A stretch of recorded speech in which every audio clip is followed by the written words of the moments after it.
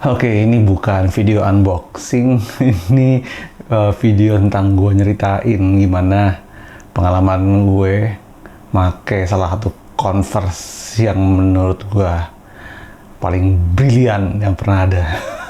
Sebelumnya, welcome back to The Sneakers.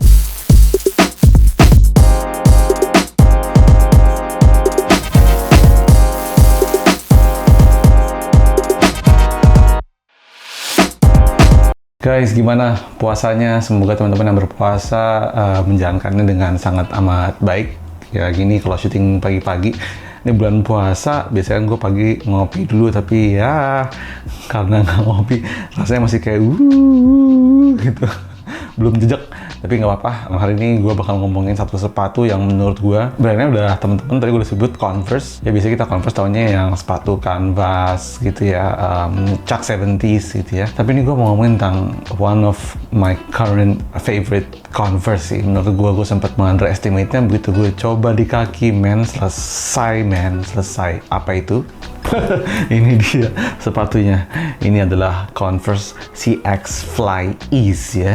Jadi kenapa gue bilang ini brilian banget? Karena lo memakai sepatu ini tidak perlu menggunakan tangan untuk membantu memakaikan sepatu ini ke kaki lo, karena sudah ada ini. Ini adalah teknologi Fly Ease ya, yang duluan dimunculkan di Nike. Berhubung Nike dan Converse itu satu company, jadi ya udah di-apply teknologi Nike banyak sekali ke dalam Converse ya.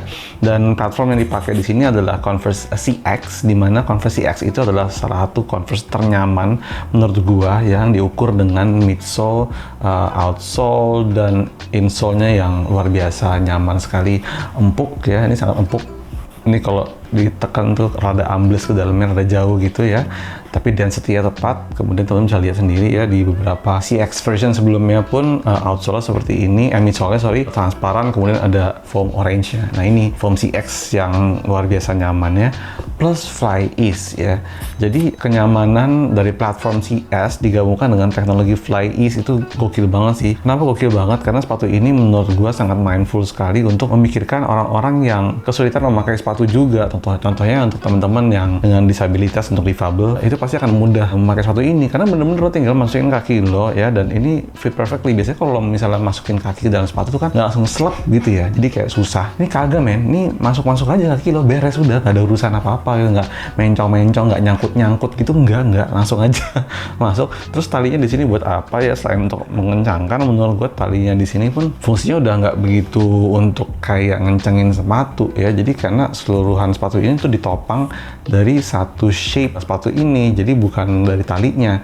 Talinya ini cuma aksen doang, bahwa ya menandakan ini masih sepatu yang punya visibility konvensional gitu. Jadi bentuknya masih sepatu jadul, tapi fungsionalnya tuh udah gila banget. Karena nih ya, ini tuh tangan dijahit ya, lo nggak bisa ngapa-ngapain tangnya, form sepatu udah gitu aja ya, lo nggak bisa kendorin, nggak bisa ngencenginnya kan udah kenceng gitu ya. Tapi kelemahannya itu ketika lo memakai satu sepatu, contoh misalnya dengan apa namanya, satu bisa dibilang satu pola gitu ya, satu bentuk yang udah menopang kaki lo. Ini terjadi juga sama sepatu-sepatu tuh yang laceless, sepatu-sepatu yang knit gitu ya, uppernya ini dipakai kalau nggak cocok sama lo, shape-nya itu akan rasanya nggak nyaman, akan rasanya tuh kencang sekali ya. Gue termasuk orang tuh yang suka banget sama desain sepatu, jadi kalau gue suka desain, gue akan cari caranya bagaimanapun supaya sepatu ini tetap nyaman di kaki. Jadi gue paksain gue pakai. Pada awal tuh gue pakai true size tuh agak ketat, tapi enggak.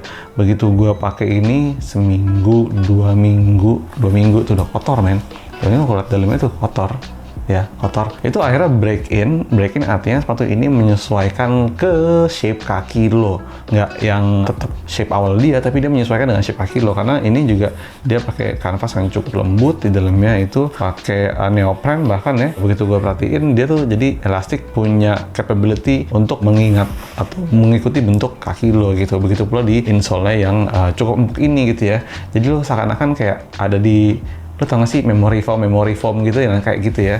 Nah gitu, jadi ini perlu take time makanya untuk menjadi nyaman. Karena apa? Gue coba di size up di kaki, kan gue pas satu ya, gue cobain ke 42 itu langsung kayak goofy gitu, jadi panjang ke depan, aneh banget dipakai. Gue nggak suka shape-nya, gue lebih suka yang kayak gini. Gue takes time untuk membuat sepatu itu nyaman ya. Tapi buat temen-temen yang pengen instant comfortability, saran gue naikin satu. Jadi biasanya lo pakai di kayak gue kalau mau instant comfortability gue langsung naik ke 42, size gue 41. Tapi di sini gue mencoba untuk gue pengen memakai dengan mempertahankan shape sepatunya supaya nggak goofy, nggak panjang ke depan, nggak aneh. Jadi gue bela-belain di 41, tunggu sekitar 2 mingguan, 3 mingguan untuk break in dan akan nyaman walaupun masih tergolong tight gitu ya. Tapi udah nyaman, itu udah nyatu aja sama kaki lo gitu. Sepatu ini bisa didapetin ya di semua store Converse, harganya 1,6 jutaan harganya segitu, dari semua toko Converse. Ada warna putih sama warna hitam ya, lo tau lah gue lebih suka warna hitam karena kalau pakai warna putih gue termasuk yang kesana kemarin pakai sepatunya pasti akan gampang kotor. Jadi kalau pakai warna hitam tuh enak banget ya.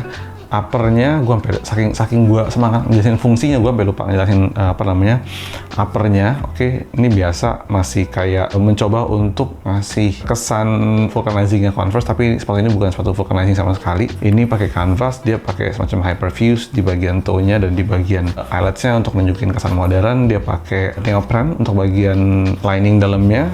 Di sini pun dia juga pakai ada lapisan neopren, jadi kesana tuh masuknya nyaman dan mudah. Tangnya pun gue rasa ada sedikit foam-ish ya.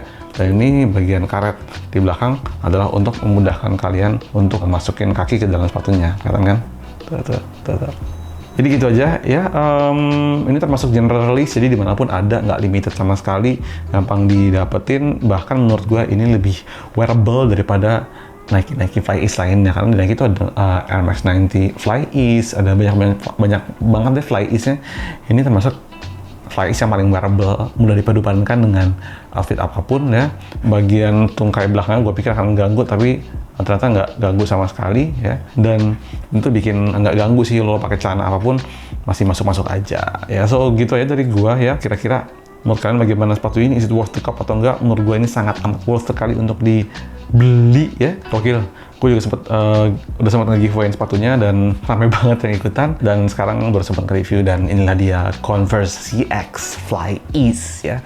Gitu ya dari gue, Aditya Logi. Jangan lupa follow Instagramnya Converse ID untuk rilisan-rilisan baru aja dari Converse. Kemudian lo juga bisa belanja online di converse.id, itu semuanya ada tersedia online. Lo langsung ke website resminya mereka aja, itu udah jadi website resminya mereka. Dan gitu aja, tinggal komen di bawah, is it the worst shoe to cop menurut kalian atau enggak? Kita belajar sama-sama. Kalau ada yang punya pengetahuan atau feel lebih tentang sepatu ini, silahkan komentarin juga di comment box gitu ya. Link ke Converse ID nanti akan gue kasih di description box, jadi make sure lo cek description box juga kalau nonton video gue, tinggal klik, nanti udah terbawa deh ke link pembelian gitu ya. Gitu ya dari gue, Aditya Logi. Jangan lupa follow Instagram gue @aditya_logi for daily fit. Dan gitu aja, sampai ketemu di episode sneakers selanjutnya. Bye guys.